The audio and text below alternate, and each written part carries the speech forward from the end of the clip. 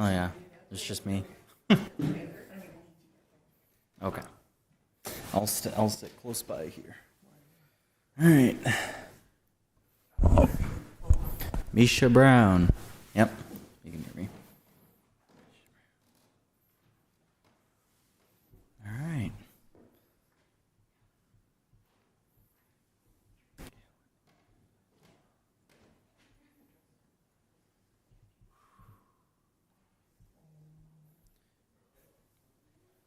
All right.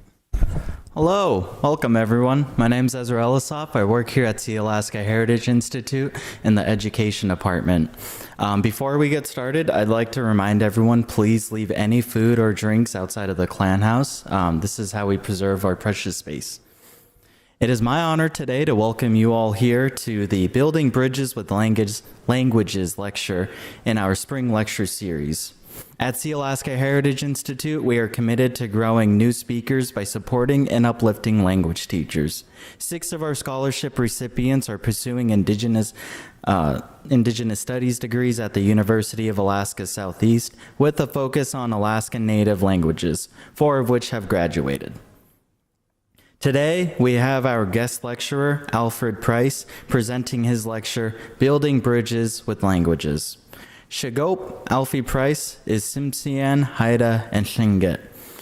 He is Gishputwada, which is the Tsimshian killer whale clan.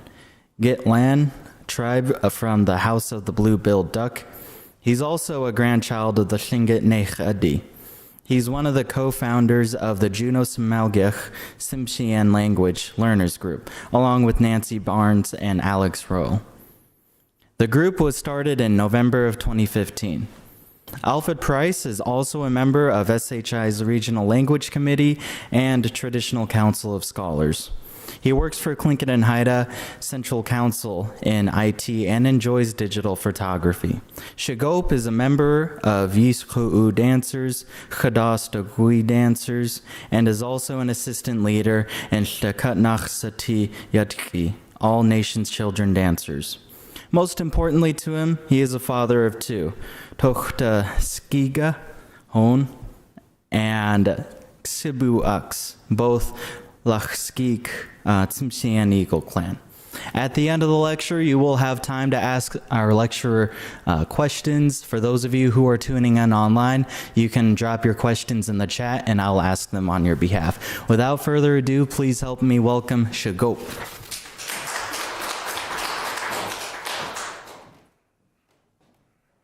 Why walking of cheese, Ezra?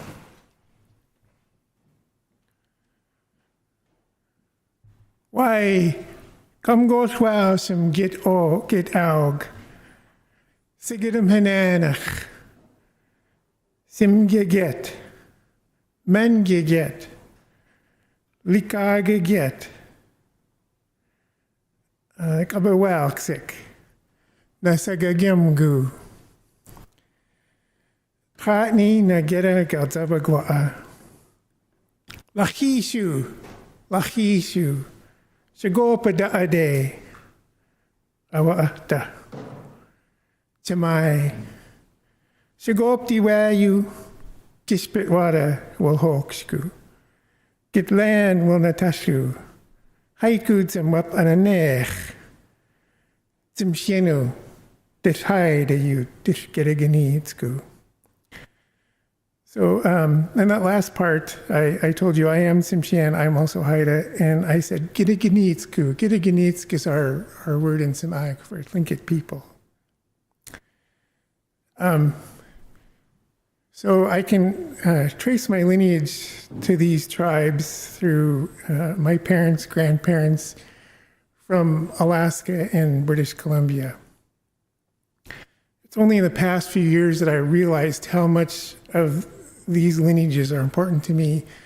And as kind of a language geek, I suppose, I decided I wanted to learn my heritage languages. I didn't really set out that way at first. I just wanted to learn the language of my youth. I heard some Aleut growing up in Metlakatla, Alaska. And I started out with Daesh Nancy and Inchipinsku Alex 9.5 years ago to try to not to forget what little we knew and try to practice. And that grew into something pretty remarkable. Our language learners group has really grown and become a resource to other people who want to learn our language. I started learning Hadkil, the Haida language, as part of my job with Clinton Haida. As a staff member, I can use our facilities. I can be responsible for our facilities to host cultural things. So sometimes we have our dance group might go there to practice singing. We have language meetings. And so I started doing that with our Semitic language learners group. And then I knew some friends who were Haida speakers, learners, and they were gathering in somebody's house around a little laptop to communicate with their teacher remotely. And so I said, well, you can come to the conference room here at Clinton Haida, and I'll open the door and I'll be your person to let you in. So I sat with my friends and listened to them learning Hadkil. And I was just kind of in the early stages of learning Semitic, and I was really enjoying the process. And I started to clue in on what they were doing, and I started practicing with them. And then I just stuck with it. And I did this for a couple of years, and then my son had to do a project for school, an ancestry project. And so we got documents from an anthropologist who was doing family trees of our people. And it was then that I realized I knew that I had some Haida in my lineage, but I didn't think it was very much. Turns out my father was half Haida. So now suddenly learning Hadkil wasn't just a lark, it wasn't just for fun, it was my heritage language too. So I took it a little more seriously. I took classes through UAS. Skiljadi was my teacher. And then, of course, Nehari Dachkandayahad. I'm a grandchild of the Nehari. And so Tlingit is also one of my heritage languages. I was asked to be a moderator at Celebration. And so I wanted to take my newfound passion, the little bit of knowledge I had, and use it on the stage in front of all those beautiful Native folks from all over Alaska. So I practiced being able to introduce myself in all three languages. And that was kind of the start of my desire to keep going and to keep learning my three heritage languages. Of course, it's not easy. It's a challenge to think that way. I've never really learned a lot of other languages. I'm certainly no linguist. In fact, sometimes people have asked me, don't you get confused when you're trying to do all that at once? And I kind of shrugged it off. It's not really. When I'm in that space, that's where my brain goes. However, one day I was in a classroom fixing a computer, and there were a bunch of foreign line animals designs on the wall. And so I was waiting for some downloads or what have you. And so I was looking at them, and there was an eagle. It was, Lakshkeek, the eagle clan, Shkeek. And there was a wolf, Lachibu, the wolf clan, Gibao, wolf. And I saw a killer whale, that's my clan. Gishpatwada, Nech is our word for killer whale. Then the next bird came along, and I said, Yesh, raven. And something felt funny, so I had to stop and think about what I was saying. And I realized I was saying the Thlinket word for raven instead of some Alec, and that was what was in my head. So that was kind of a fun realization.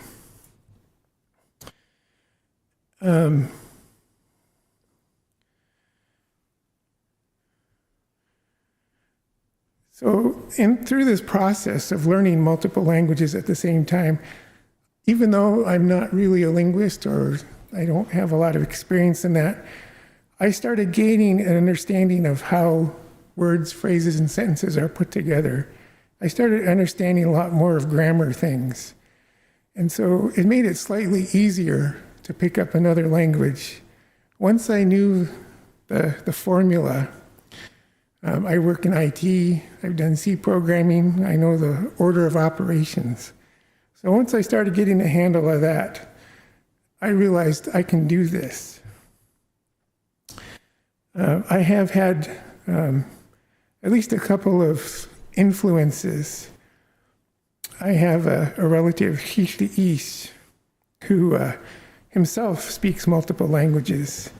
And before I started learning Somalic actively, he would come up to me at the store and shake my hand and say, Alfie, luam godu needsin, dawalawan wegi, goyid zabin. And I was embarrassed, because I sort of knew what he was saying, but I could not answer him. I did not have the words to answer him. So I was thinking, well, here's this Tlingit man coming up to me and using my language, and what you going to do about it? So that was a good influence. It was a motivator. Now when I see him, this is one of the coolest things. Whenever I see him out in public, we speak to each other in Hadkil, Samag, and Tlingit. In no particular order. We mix it up.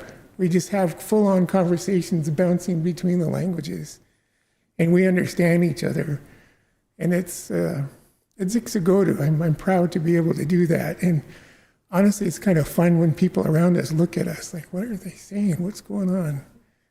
So, and the reason I like that is not just a prideful moment.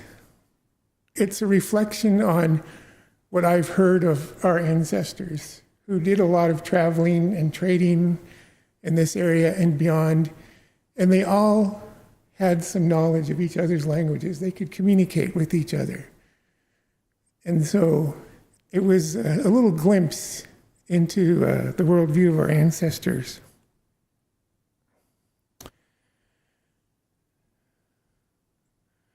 So what I usually do is if I'm out in the world doing whatever, and I see somebody I know that they are a speaker of one of these three languages, I will speak to them in that language as much as I know. I like to have conversations. I like to have our languages in the air, in use on this land. And so I just started doing that. And I wanted it to be demystify our languages. I want to take the embarrassment, the awkwardness out of our languages outside of a classroom.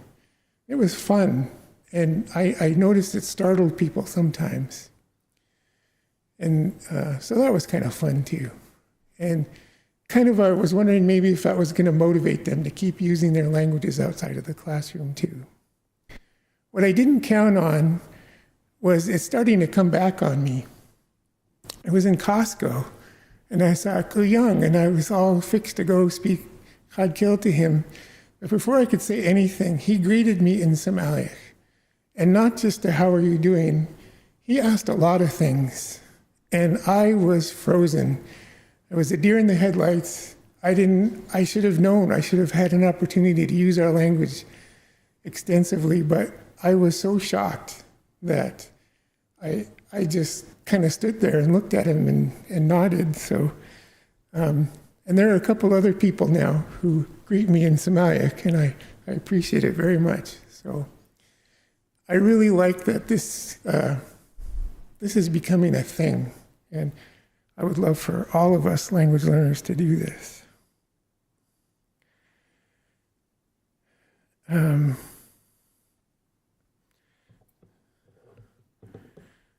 So I wanted to do a little land acknowledgement. Kam goshwelsem git aug. Git Aug is what we call Akquan in Simalich. Git means people of. Aug is how we say Ak in Simalich. So what I just said is it's more than an acknowledgement or even a thanks. It's like putting a blessing on somebody, recognizing the importance of them and what they do. Come goes well, some Git Aug. Land acknowledgements are very prevalent. You hear them a lot in all sorts of different settings. And it's good. It's good to acknowledge the people whose land you're walking on. But I firmly believe that they should include more than just giving a nod to those people. It should include action. It should include asking permission to do your work. In the old days, if I went into some other clans or some other tribe's land and went berry picking or got a deer or what have you, and I didn't ask permission, I didn't tell them I was going to be there, it's a little bit beyond disrespectful. It's a cause for a fight. It's staking a claim. So I wanted to bring that forward into our work here with our Juno Simatic Learners Group. One of the things that we realized as we did our language work, we learned a lot more about our traditions, our heritage. We had a startling revelation that not a single one of us here had a Tsimshian name. And we found it an untenable situation. So we started the process of figuring out how we can do that here. We didn't have any clan leaders here, and that's pretty necessary. We don't have big clans here. So we asked a lot of questions of our elders in other places. We asked clan leaders. We asked friends. And after a lot of asking questions and deciding, one of the things that Dash Nancy likes to say is, gups, ups, just do it. So we decided we're just going to do it. We're going to make this happen. So we did, and we got some help. We had some friends come up from Metlakatla, from Taquan, and helped us with our first Lulgit. And they put names on us. They made sure some of us had clans. It was my opportunity to have a name. I already had a clan. So with those two things, I had the power, the ability to perform tribal business. So I was able to adopt Gishpewada. So now Dash Nancy has a name and a clan, so she can do clan business for Lakshki, the Eagle clan. So now we have some tools, and we're in the process of planning our next Lulgit, which is our feast, to do this clan business. But before we set out to do these things, I talked to our core membership, my co-founders, Alex and Nancy, and I said, you know what, let's see if we can talk to Git Aug and ask permission for us to do this, because we don't want to start doing our business on somebody else's land. Even though in the modern times, most people wouldn't bat an eyelash about it, we wanted to recognize the importance of our traditions. So I called up Sekuni and I said, come eat with us. Let's feed you. So we baked up a sockeye and made a bunch of sides, and we sat down at the conference table at Clinton Haida, and we fed her and had a really nice visit. And then we got down to business. We all stood up in the corner. The rest of my learners group stood behind me, and I did the best I could in our language to tell Sekuni what it is we were trying to do and to ask permission to do it on their land. And if you know Sekuni, she's a very good listener. She sat and watched us and listened intently, and she didn't give what she was thinking or feeling at all. But when I was finished with my speech and my big ask, she not only gave permission from Akquan, she gave us their blessing and encouragement, said, you need to do this. And she hugged every single one of us. So ever since then, we have had a strong relationship with Githaug, and we want to really keep it that way. We want to make sure we invited Sekuni to our Lulgit, our feast, and so we want to keep those ties strong.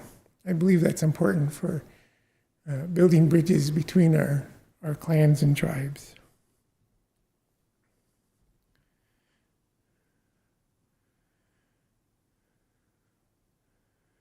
So I wanted to get a little more perspective on being multilingual. So I consulted an AI, I think it was a Google's AI, and it says being multilingual or speaking multiple languages offers a wide range of benefits, including enhanced cognitive function, improved communication skills, and increased opportunities for career advancement and personal growth. Multilingualism also fosters a deeper understanding of other cultures and perspectives, promoting empathy and global awareness. And here's a more detailed look at the benefits. Cognitive benefits. Learning and using multiple languages can sharpen cognitive abilities like memory, problem solving, and multitasking. It can also delay the onset of dementia. And earlier I already mentioned that the process of learning languages gave me some tools on being able to acquire languages. So I can vouch for the cognitive abilities and memory. Communication skills. Multilingual individuals are better equipped to communicate with a wider range of people, build stronger relationships, and understand cultural nuances in communication. One of the other impetus that happened for me to be interested in learning Semitic is I saw Mr. Arnold Booth at some doings in Metlakatla when I was a grown adult. When I was a child, he used to come to our classroom, teach us Semitic, and tell us Adauch, which is our true tellings, our stories, a lot of raven stories and things like that. Tamsim was the name of the raven mischief maker in our stories. And of course, we were 7, 8 years old, so he would kind of yell at us, Amokshin, Amokshishim, listen up. Daksham Dan, sit still. And he had a great big booming teacher voice. I wish I had his big teacher voice. And when I saw him, I wasn't even sure he'd remember me because I hadn't been back in so long, but he came over and he hugged me and asked how I was doing. And I said, oh, Mr. Booth, I still remember and treasure these times that you came and told us about Tamsim and taught us Semitic. Every time I hear or think of Daksham Dan, I freeze up, I sit still. And he kind of chuckled and he put his hand on my shoulder. And he said, well, you know, Alfie, it doesn't just mean sit still. It means be still like a flounder on the bottom of the ocean. And that was an epiphany for me, that our language just wasn't another way to say a word. It gave me an insight into the worldview of our ancestors. Because the more I studied our language, the more I realized a lot of our phrases are similar to this. They're giving us examples from the world of how to do things, how to be in the world.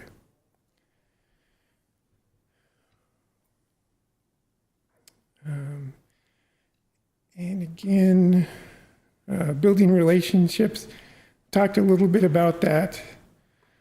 And even the fact that we learned about our traditions through our language, and it prompted us to take action and do our clan business.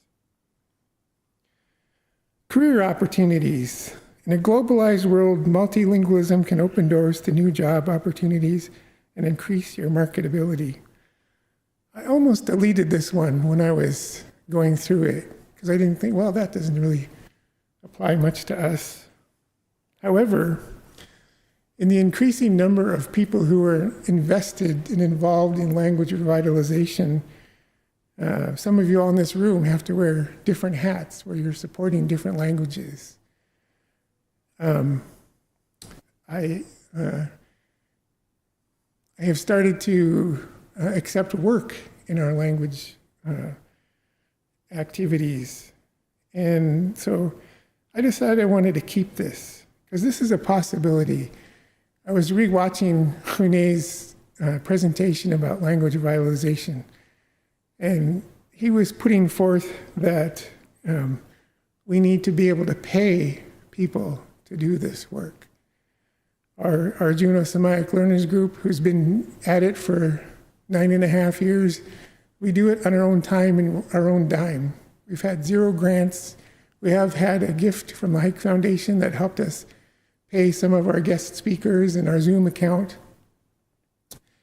But we have had no support from a big organization or big grants.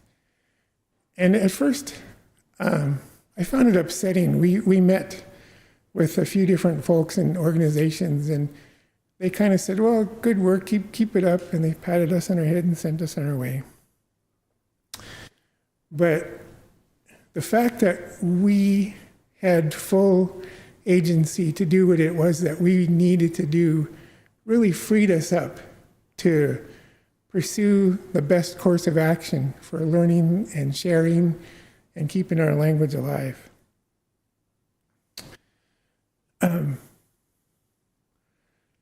But now, of course, a few of us are getting hired to do some of this work. So that's helpful. Cultural understanding. Multilingualism allows individuals to gain a deeper appreciation for different cultures, perspectives, and ways of life. And I found this to be true as well in learning the different languages. Of course, I spent a lot of time in Samaic learning our worldview of our ancestors. And then I started to find it in learning the other languages as well. The way sentences, phrases were put together made me understand how people thought and felt about these things. Of course, here in this region, Southeast Alaska and Washington, BC, we all have a similar lifestyle. We all look for fish and seaweed and berries, and we have a lot of things in common. But we have different ways to take care of these things, to harvest them, to take care of our places.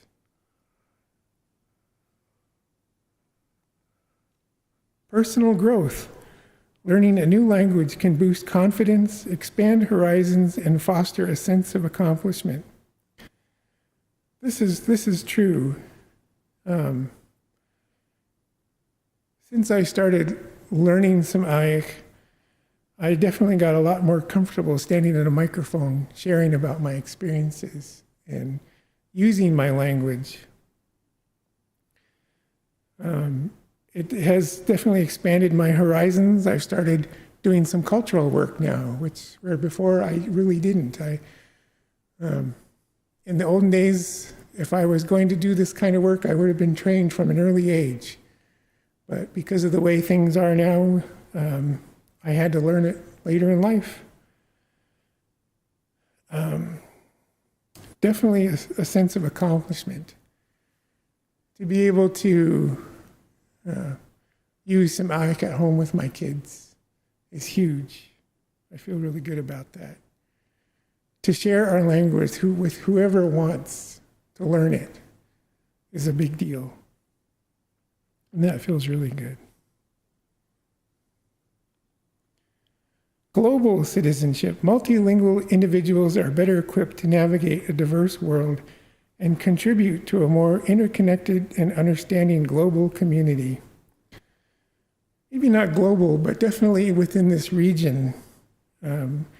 Knowing our heritage languages and being able to use them with each other definitely helps us be interconnected and understand each other a little better. Increased empathy. Multilingualism can help individuals develop empathy and understanding for others as they gain insight into different cultures and perspectives. I already mentioned this quite a bit. Being able to understand why people say the things the way they do is a big deal in helping you understand where they're coming from. Enhanced problem solving. Learning a new language can improve problem solving skills by forcing the brain to adapt, and find new ways to think. I think I've covered this pretty well too. I really like being able to think a little more in the way my ancestors did. It makes a lot more sense to go out in the world with that mindset than, say, capitalism or colonialism. Increased flexibility and adaptability. Learning a new language can make your brain more flexible and adaptable, allowing you to handle new situations and challenges more effectively. I think I've covered this a bit too.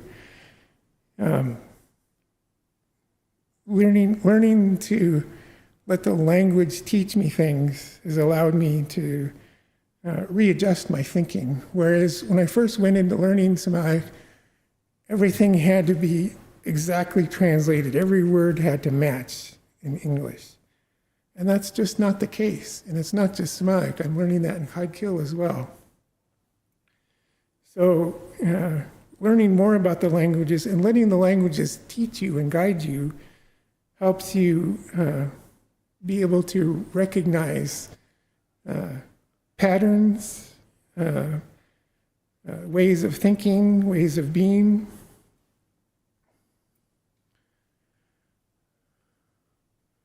Improved health. Some studies suggest that multilingualism may have a positive effect on mental health and may even reduce the risk of dementia. And I'm kind of a case study in this.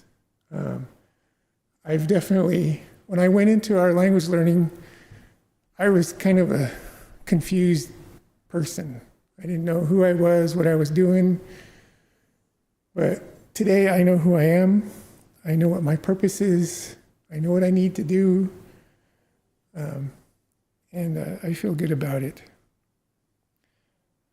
It's even helped me with my physical health a bit. I found reasons why I need to improve my health. And I'm hoping that last part will ring true too. So we've talked a little bit about the importance of learning each other's languages. And there was my story about mixing up words and languages, and that's kind of fun too. Like if you approach me and I have a conversation with you, you never know. In fact, I never know whether I'm going to say Intoixin or Ganashchish or Hawa. I don't know. It's whatever my brain picks for me at that moment. But learning multiple languages can be fun in other ways too. Nugget C. What do you think of when you see that first word? It means yes. To us, Nancy, what do you think of when you see that second word? The second word.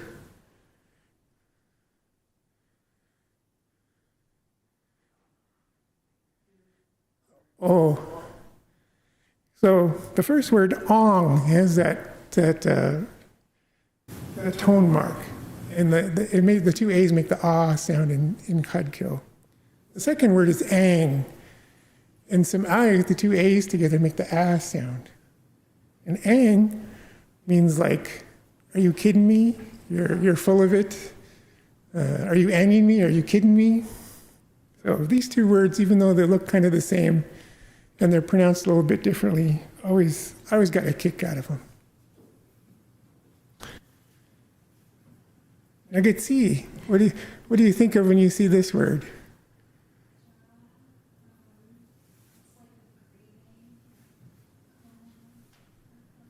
Ong, ja, with that tone mark, means hey. It's a greeting, like Nugget C said. If I see Nugget C, I say ja di tui, hey my friend. Ezra, what do you think of when you see this word? That's right.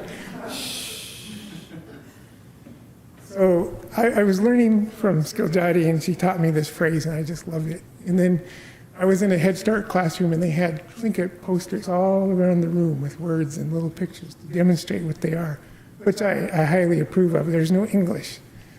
And there was a picture, and it said, "Jaw," and I was kind of excited, hey. But then the picture was a person doing this. So I had to think about this. So what do Tlingit speakers think of when Nugget C and I see each other and say, "Ja," like, geez, they're telling each other to shut up. What's up with that? Let's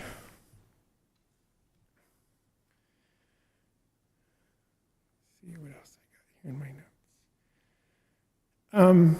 So one of the worries I've had, and I hear from people all the time, especially in learning multiple languages or even just your own heritage language, is there's a lot of fear, awkwardness, anxiety about getting things wrong. And even though it is important to say things correctly, in fact, it's crucial sometimes, because if you mispronounce a vowel, you could be saying something totally different that you really wish you didn't say. However, I want to encourage you, whether you're learning your own heritage language or another one, don't let perfect be the enemy of the good.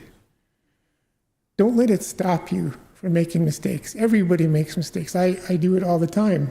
And I've gotten over the embarrassment, the anxiety about it. Partly because I know I have people who've got my back. One of the principles of our Semitic language learners group is it's a safe place. Nobody's going to yell at you or tell you you're wrong or try to make you feel any kind of way about it. In fact, I'm teaching a UAS class, and the first thing I tell my students is, in this class, if you get stuck, just say, "Shamomi." Shamomi. There's that unvoiced L. Shamomi. Let me hear you. Shamomi. Shamomi. And that means help me. Help me out. Help a brother out. Help a sister out. And so my policy is I'm going to be quiet and wait for the other students to jump in and help when somebody else has this issue. And then we move on. If somebody else can't help, then I will jump in and help. But there are certain people who will tell you that language perfection is the key, is the goal, and might make you feel a certain way if you're not doing it right. Some will even gaslight you into telling you maybe you shouldn't be doing this. I've heard it said that the things that I remember from my childhood from fluent speakers, first language speakers, is not what I think I remember. And I had some feelings about that. And so in further investigating this idea, I took a quote from Khune in his lecture about language vitalization. He says, "I am not in the business of perfection. I make mistakes every time I open my mouth, and that's okay. I'm not trying to be perfect. I'm not trying to be a perfect language replicator. What I'm trying to do is understand as much of the language as I possibly can and to use it as often as possible and to encourage others to do the same. It's okay if it doesn't come out right. If I said a word wrong, I don't think a building would fall down. If I said a word wrong, I don't think the language gets hurt." Oh, Simhan. It doesn't hurt the language if you say something wrong, especially if you have a crew beside you to help you through that. So that's key to me, is if you're going to do this sort of work, get yourself a posse. Get yourself people who are on the same journey as you are. After all, language is a way we communicate with other people. You can't sit in your room and look at books and learn a language all by yourself. It's not what it's for. Yeah.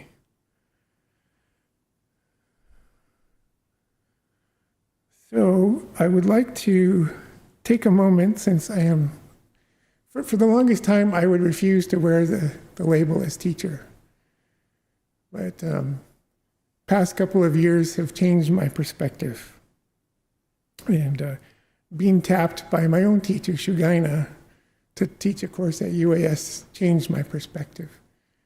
Being tapped by Hune to do it through UAS changed my perspective. So with that said, I'm going to be a teacher now. So in Khatkill, the Haida language, if you see somebody and you want to give them a basic greeting, you could say, Senudang Hidang. Senudang Hidang. And if you're doing good, you could answer, Dit Lagen. Dit Lagen. You see the little tone mark above the A in login? That's where you login. So I want to hear that sing-song. Dit login. And if you want to really do it up well and you're really feeling well, drag that out. Dit login. Ooh, sounds good.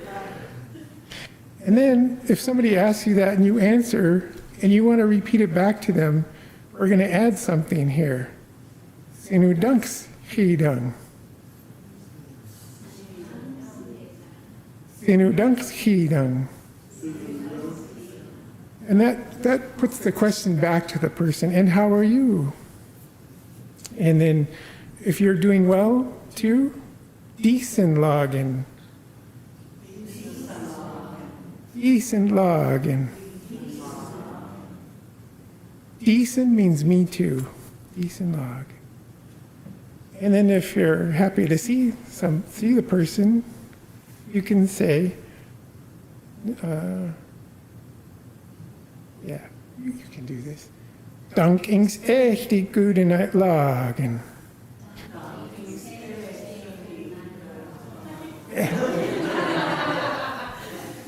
So I have to, full disclosure, I got teased a lot in Khatkill classes because I say Khatkill with a Semitic accent.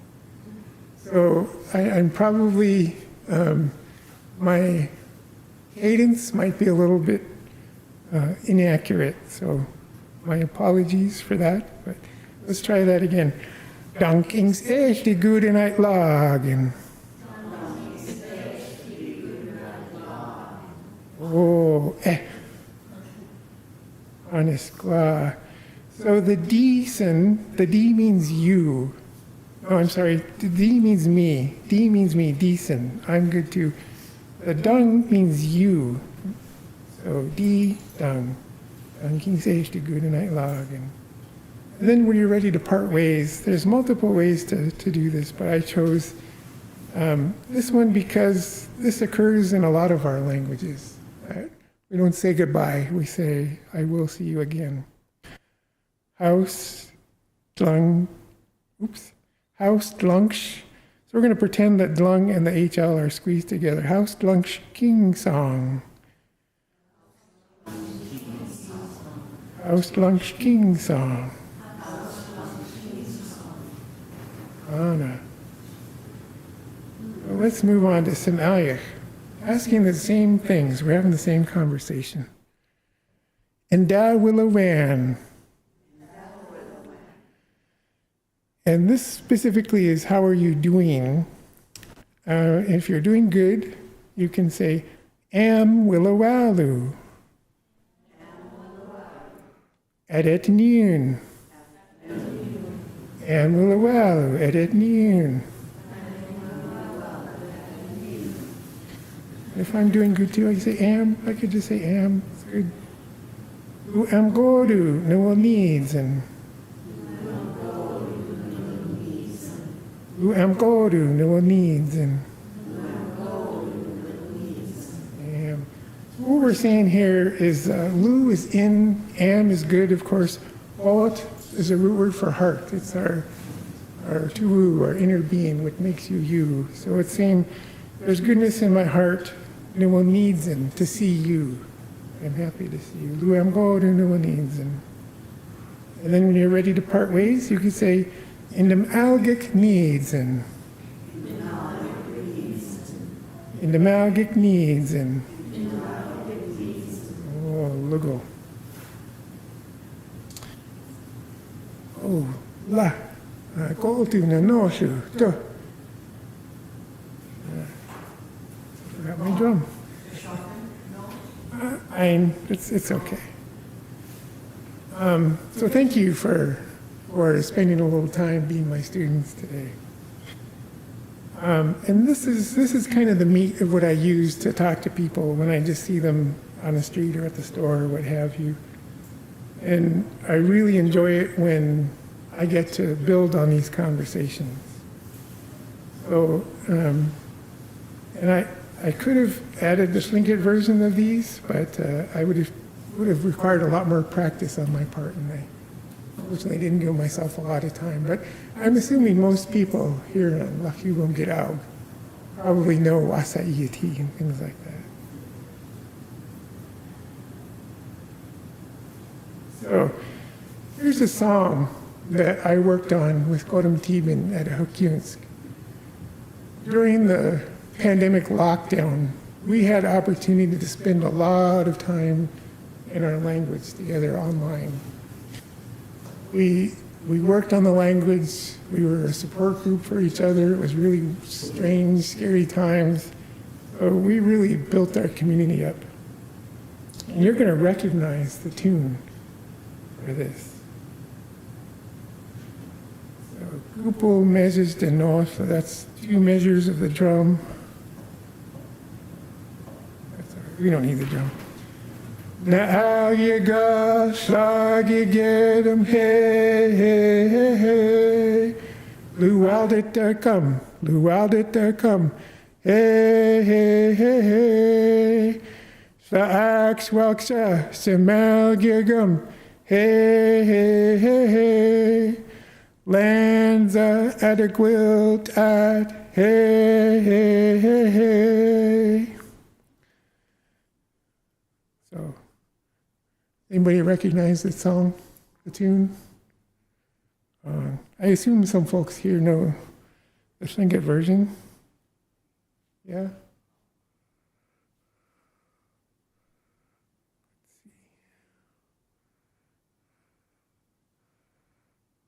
So, those of you who know the Slinkit version, feel free to sing along with me. Aslish kuhas yuchatangi ye, atuyeyati, atuyeyati, eh, ayuchatangi enashim, chutlechawe, tukarasi,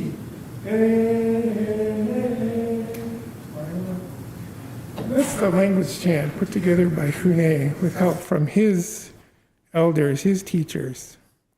And the words translate to the language of our ancestors. It is inside us. Our language is getting stronger. Let it exist forever. Waiwa. So I had asked Hune if it was okay for, we were in the language pathways program through SHI at the time, if we could make that part of our work is to translate that into Semantic, and he was all for it. And so we did. And then Godam Tibin, who's also Haida and a Chadkil learner, threw down a challenge to her teachers. So they also translated this to Chadkil. I'm sorry I don't have it with me or have it practiced up enough to use it today, but it exists. So thank you for listening to my words today. I'm happy to share my experiences in learning our heritage languages. I'm happy to try to encourage you to do the same, or at least your own heritage language. Now is the time. We need more of us to do this. And I'm not just saying it, it needs to happen, or our languages are in danger. Quiana. So ik zit nu some how Kanashkish Awa'ata. If anybody can identify the language I first used when I started, that wasn't Samaya Kadkil or Tlingit, I got $5 for you. And I believe it's time for some questions, and also Ezra has a little gift to share.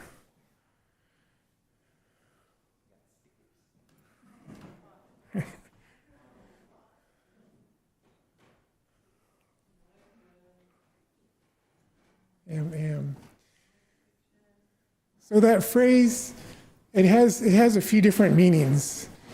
When I heard it growing up, it meant let's go, let's do this, as an encouragement, a celebration. And when I started actively learning Samaic, I realized it means well then.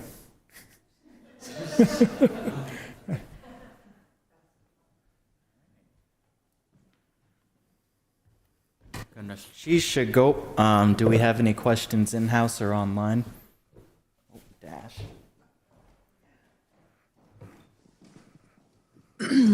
Aziksagodu Shigo. So proud of you. I wondered if you could talk about the interesting thing that happened. There was nothing good about the pandemic. What happened to our group? Come go down, Dash. Bless you for your words. Oh, that's a good point. You know, when we first started, about a year into our language practice, we began using Instagram to share a word of the day kind of thing. And that really kind of took off. We had a huge following. We had like 2,000 people who were following us. And when suddenly we were forced to not meet in person anymore and switch totally to Zoom, we reached out to our social media following and say, how would you like to come speak Samaic with us? How would you like to come learn with us? And immediately we had like 22 people join us. I think we've had upwards of 30 people joining us. And the first thing we realized right away is that pretty much all of them had no prior experience with our language other than listening to our cute little videos. And so we decided we need to add a beginner section to our regular meeting. So usually our meeting was 2 hours. We tacked on an hour before it to cater to those people who wanted to learn. So right away, we had to put into use all the things that we've been working on for the past few years to be able to put the tools in the hands of hungry learners, give them the things that we wish we had when we first started. Waiwa?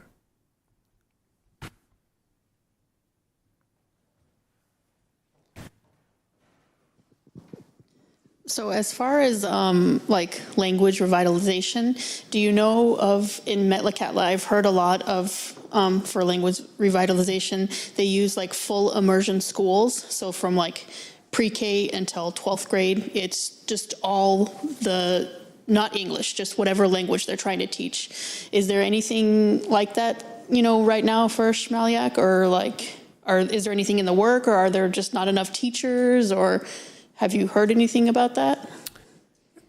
Close to it in BC, there's a school. It's not full immersion, but they're definitely headed that way. And I mentioned our social media presence. They have an Instagram now where you get to watch teenage kids having full-on conversations in our language. And it's a beautiful thing to see. When we first started, there was nothing in our language out there. So I know in Taquan, Metlakatla, Alaska, they are working on building something kind of like that. It's going to be a long road, I'm sure of it.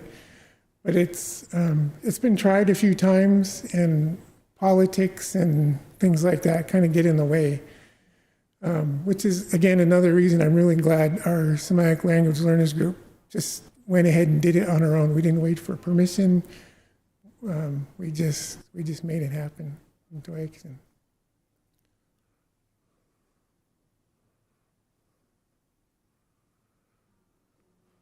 Dash? No, I just wanted to say the cool thing that happened with that pandemic, you know, was that all the people, Tom is from North Carolina, and we had someone from Washington State, Metlakatla, BC. I just wanted to mention that we met all these great friends. Oh, interaction definitely brings people together. Iowa.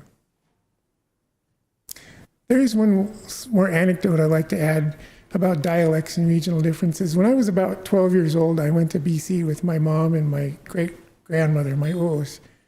And we went to trade. We put up a lot of seaweed, and we went to trade for Uligan grease. And we went all up the Skeena and Nass rivers and met all kinds of people who spoke different dialects. And my Oos sat down with these folks, whether they were speaking Nishka, Gitxan, different regional accents of Semitic. And they had beautiful conversations. I didn't understand what they were saying. They didn't pick on each other about, that's the wrong way to say it. What are you trying to say? They didn't do that the way I hear some of our people these days do it. They communicated in the most beautiful way. And that's kind of my vision, Iowa.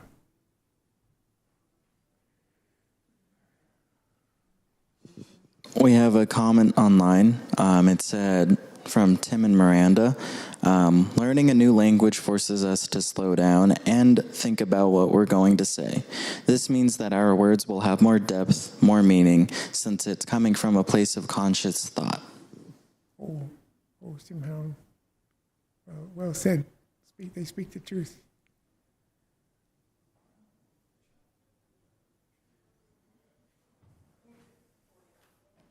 Dwykes it near some jokes amities, because you all take care. See you, gagodishim. Do something to make your hearts happy.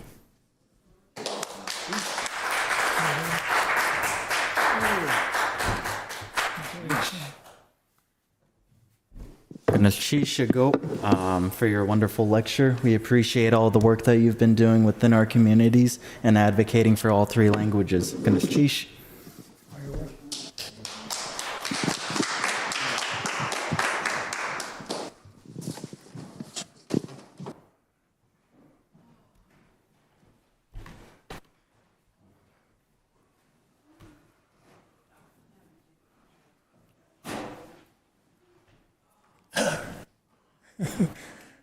Legacy, thanks for letting me pick on you. Yeah.